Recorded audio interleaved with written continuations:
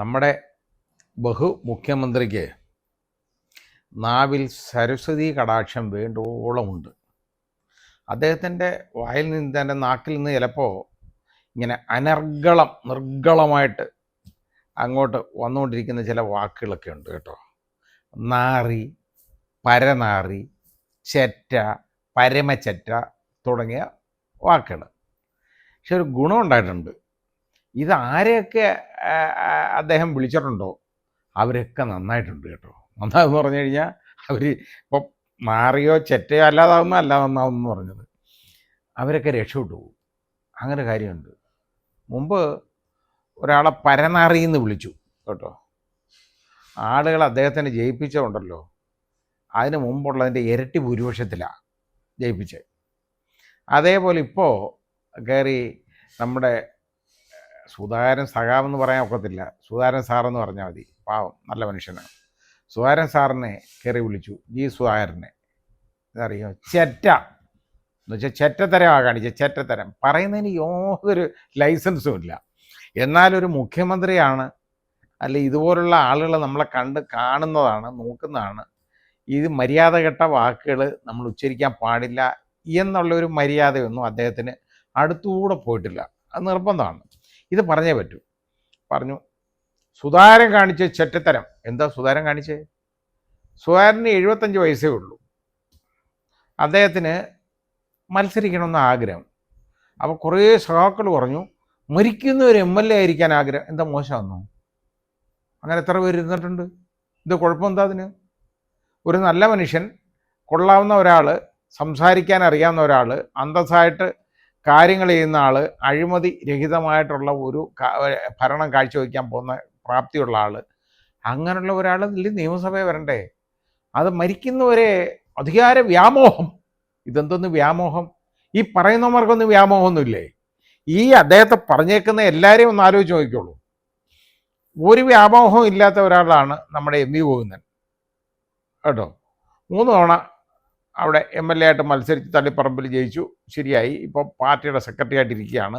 ഇപ്പോൾ എല്ലാം ആയി എന്നുള്ളതുകൊണ്ട് ഇനിയിപ്പോൾ അത് ഞാനില്ലെങ്കിൽ എൻ്റെ ഭാര്യ, ഇല്ലെങ്കിൽ പിന്നെ പ്രളയമല്ലേ, അതുകൊണ്ട് ഭാര്യയ്ക്ക് സീറ്റ് കൊടുത്തു. അത് ആര് വ്യാമോഹമല്ല. വിജയരാഘവനെ മത്സരിച്ചു, തോറ്റിട്ടുണ്ട്, ജയിച്ചിട്ടുമൊക്കെ ഉണ്ട്. അപ്പോൾ അവിടെ അവസാനം വിജയരാഘവൻ്റെ ഭാര്യയെ മത്സരിപ്പിച്ചു, മന്ത്രിയായി ഇരിക്കുന്നു, ഒരു കുഴപ്പമില്ല. അധികാര വ്യാമോഹമല്ല അതൊന്നും.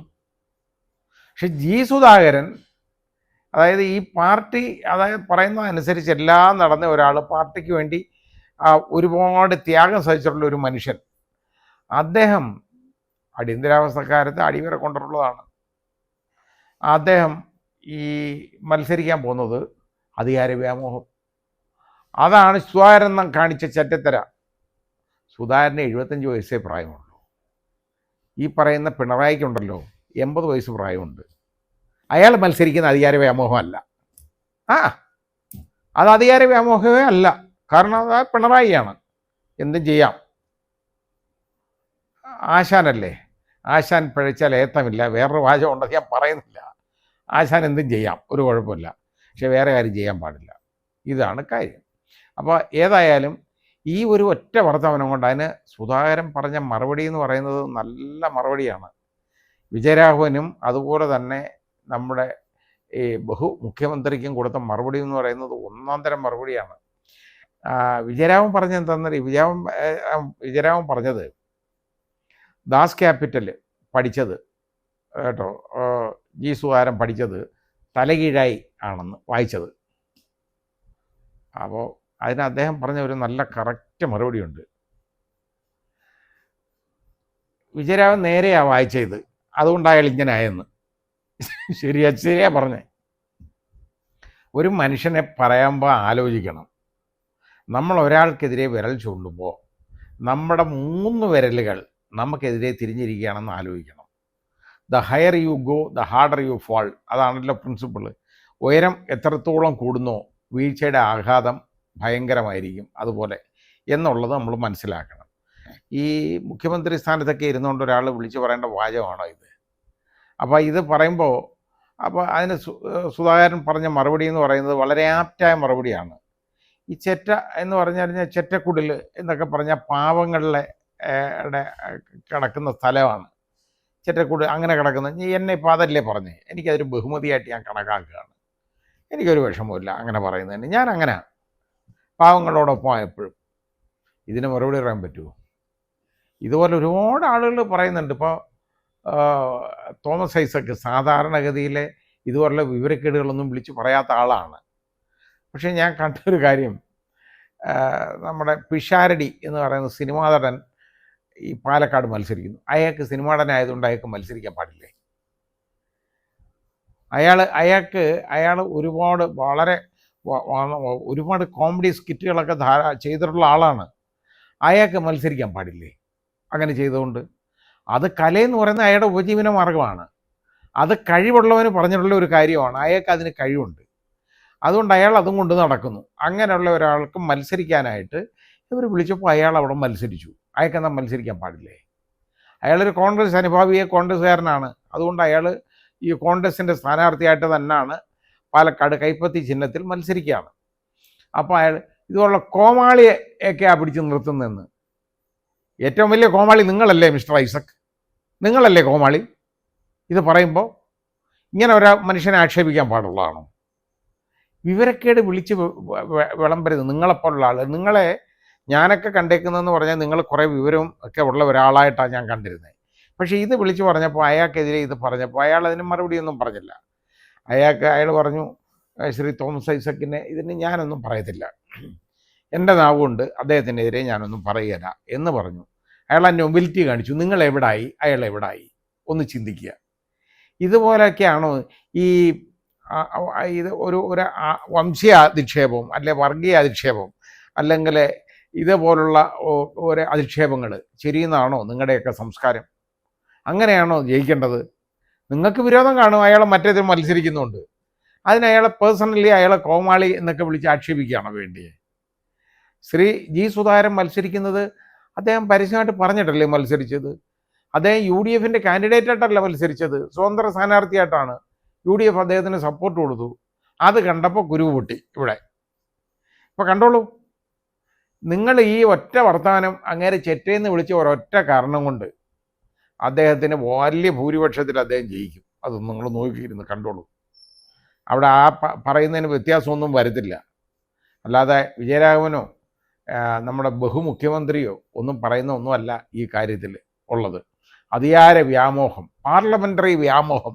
ബാക്കി ആർക്കും ഇല്ല കേട്ടോ പാർലമെൻ്ററി വ്യാമോഹം. വയസ്സാകുന്നവരെ ശ്രീ TK ഗോവിന്ദൻ നോക്കിയിരുന്നു.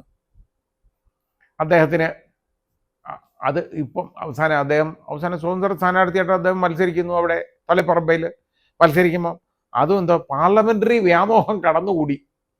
പറയാൻ എളുപ്പമാണല്ലോ, പിന്നെ എന്തിനാ ആളുകൾ ഇതും കൊണ്ട് നടക്കുന്നേ? ഇതുകൊണ്ട് നടക്കുന്നതല്ല, ഈ പാർലമെൻ്ററി വ്യാമോഹം കൊണ്ടാണ് ഈ ആളുകൾ ഇതിൻ്റെ പുറകെ നടക്കുന്നത്. നമുക്ക് സീറ്റ് വേണ്ട എന്ന് പറയാൻ തൻ്റെ ഇടമുള്ളൊരു വളരെ കുറച്ച് പേരേ ഉള്ളൂ. അത് അല്ലാതെ എല്ലാവരും എനിക്ക് എങ്ങനെയെങ്കിലും ഒരു സീറ്റ് ഒപ്പിച്ച് തരണേ എന്ന് പറഞ്ഞ് നടക്കുന്നവരാണ് ആളുകൾ. വേണ്ടാന്ന് പറയാനുള്ള കരുത്തുള്ളവർ വളരെ കുറവുമാണ്. അപ്പോൾ അത് ഇപ്പോൾ കുറേ നാൾ ഞാൻ കോൺഗ്രസിൻ്റെ സ്ഥാനാർത്ഥിയായിട്ട് മത്സരിക്കും, എനിക്കൊരു സീറ്റ് കിട്ടാൻ വേണ്ടിയാണ് ഞാൻ ഇങ്ങനെയൊക്കെ പറയുന്നതൊക്കെ പറഞ്ഞു. ഞാൻ അന്നേരമൊക്കെ യവന്മാരുടെ ഇതൊക്കെ വിളിച്ചു പറഞ്ഞു, നീയൊക്കെ ചുമ്മാ ഇങ്ങനെ പറയുന്നതേ ഉള്ളൂ, എനിക്കിത് വേണ്ട. ഇതാണ് ഇപ്പോൾ പറയുക. ഇനി LDF എങ്കിലും ഒരു സീറ്റ് കൊടുക്കണമെന്ന് കുറേ അവന്മാർ പറയുക. എനിക്ക് ഒരുത്തിൻ്റെ സീറ്റ് വേണ്ട, ഇവിടെ ആരും ഇതും ചോദിച്ച് വന്നേക്കരുതെന്ന് ഞാൻ ഡിക്ലെയർ ചെയ്തിട്ടുള്ള ഒരു കാര്യമാണ്. എനിക്ക് വേണ്ട, ഞാൻ ഇതിന് നടക്കത്തില്ല, എനിക്കത് ആവശ്യമുള്ള എൻ്റെ ഫീൽഡല്ല, എനിക്ക് പറ്റിയതുമല്ല. അപ്പോൾ ഇത് പിന്നെ പോരെങ്കിൽ ഇതേപോലുള്ള നാറിപ്രയോഗമൊക്കെ കേൾക്കണ്ടേ? അതിനൊരു ചെറിയ ഒരു തൊലിക്കട്ടി വേണം ഇത് കേൾക്കാനും. അല്ലെങ്കിൽ കേട്ടിട്ട് അതേപോലെ മറുപടി പറയാൻ കഴിവുള്ള ജി സുധാകരനെ പോലുള്ള ഒരാളായിരിക്കണം. നമുക്ക് ആ രീതിയിൽ മറുപടി പറയാൻ ബുദ്ധിമുട്ടുമാണ്. അദ്ദേഹം പറഞ്ഞ മറുപടി എന്നൊക്കെ പറഞ്ഞത് ഈ 2 പേരുടെ കാര്യത്തിലും വളരെ നല്ല അന്തസ്സായിട്ട് അത് ഡീൽ ചെയ്തു എന്നുള്ളതാണ്. പിഷാരടിയും പറഞ്ഞത് വളരെ നല്ലതാണ്. പിഷാരടി നോക്കിയപ്പോൾ ഒരു വന്യവയോധികനായ ഒരു മനുഷ്യനെതിരെ പറയാൻ പാടില്ല എന്ന് അറിയാം. പിഷാരടി അതേപോലെ അദ്ദേഹത്തിനെ കണ്ടിട്ട് തോമസ് ഐസക്കിനെതിരെ പിഷാരടി ഒന്നും പറഞ്ഞില്ല. നല്ല കാര്യമാണ്. പക്ഷേ ഇതൊക്കെ നിങ്ങൾ ചെരിയുമ്പോൾ ആലോചിക്കണം. ഇവരൊക്കെ വലിയ ഭൂരിപക്ഷത്തിലാണ് ജയിച്ചു പോകാൻ പോകുന്നത്. ഇതുപോലുള്ള വൃത്തികേടുകൾ വിളിച്ച് പുലമ്പുമ്പോൾ നിങ്ങൾക്ക് അവരെ പേടിയുള്ളതുകൊണ്ടല്ലേ ഇതുപോലുള്ള വർത്തമാനം പറയുന്നത്. അല്ലെങ്കിൽ അവരെ കളഞ്ഞാൽ പോരെ. ഒന്നും ഇല്ലാത്തവരെയാണെങ്കിൽ നിങ്ങൾ ആരെങ്കിലും പറയുമോ? കല്ലുള്ള മാവിലല്ല മാങ്ങയുള്ള മാവിലല്ല കല്ലെറിയുള്ളൂ. ചുമ്മാതെ മാങ്ങയില്ലാത്ത മാവിനകത്ത് ആരെങ്കിലും കല്ലുറക്കി എറിയുമോ? അപ്പോൾ എന്ന് പറഞ്ഞതുപോലെ അവർക്ക് കഴിവുള്ളത് കൊണ്ടാണ് നിങ്ങൾ ആക്ഷേപിക്കുന്നത് എന്ന് ആൾക്കറിയാം. അപ്പോൾ ഇതിൻ്റെയൊക്കെ ആവശ്യമുണ്ടോ? ഇത് ഇലക്ഷനിൽ എല്ലാവർക്കും മത്സരിക്കാനുള്ള അവകാശമുണ്ട്, അതിനുള്ള സ്വാതന്ത്ര്യമുണ്ട്. അവർ മത്സരിക്കട്ടെ. ഒരു ശരിയായ രീതിയിലൊരു ഇലക്ഷൻ നടന്നു വരട്ടെ. അത് ആരാ ഏതാണെന്നൊന്നും നോക്കേണ്ട കാര്യമില്ലല്ലോ. ആരോ മത്സരിക്കട്ടെ, അവർ ജയിച്ചു വരട്ടെ. അപ്പോൾ അതിനെക്കുറിച്ച് ആ രീതിയിൽ ചിന്തിക്കുന്നതിന് പകരം ഈ രീതിയിലാണ് ഓരോരുത്തരെ ഒതുക്കുന്ന നമ്മൾ കാണുന്നതാണല്ലോ. ശൈലജ ടീച്ചറെ ഇപ്പം വിട്ടേക്കാണ്. പേരാവൂരിൽ അവർ എങ്ങനെയെങ്കിലും സീറ്റ് പിടിച്ചെടുക്കാൻ എളുപ്പമുള്ള കാര്യമാണ്. കഷ്ടമാണ്. അതുപോലെ ഒരു നല്ല നേതാവിനെ ആ രീതിയിൽ ആക്ഷേപിക്കുക എന്ന് പറയുന്നത് വളരെ ബുദ്ധിമുട്ടുണ്ടാക്കുന്ന കാര്യമാണ്. ഞാൻ പറഞ്ഞതെന്ന് പറഞ്ഞാൽ എനിക്ക് രാഷ്ട്രീയമൊന്നുമില്ല, എനിക്കെല്ലാവരെയും കറക്റ്റായിട്ട് പറയാൻ പറ്റും. അപ്പോൾ ഇത് എന്നിട്ട് അന്നേരം കുറേ പേര് പറഞ്ഞ് ലീഗിനെ ഒന്നും മുസ്ലിം ലീഗിനെ ഞാൻ ക്രിട്ടിസൈസ് ചെയ്തേക്കുന്ന പോലെ ആരെങ്കിലും ക്രിട്ടിസൈസ് ചെയ്തിട്ടുണ്ടോ? ഞാനതിന് ഒരുപാട് ഞാൻ പറഞ്ഞിട്ടുണ്ട്. പറയേണ്ട കാര്യങ്ങൾ ഞാൻ വൃത്തിയായിട്ട് ഞാൻ പറയേണ്ട സമയത്ത് പറയും. ഇപ്പോൾ പറയാൻ എനിക്കൊന്നും കാണുന്നില്ല, എനിക്ക് ആരെയും ഒന്നും കാണാനില്ല, അതിനെ കാണുന്നില്ല. അപ്പോൾ അത് കാരണം ഞാനിപ്പോൾ എന്തോ പറയാൻ അതിനകത്ത്. അതുകൊണ്ട്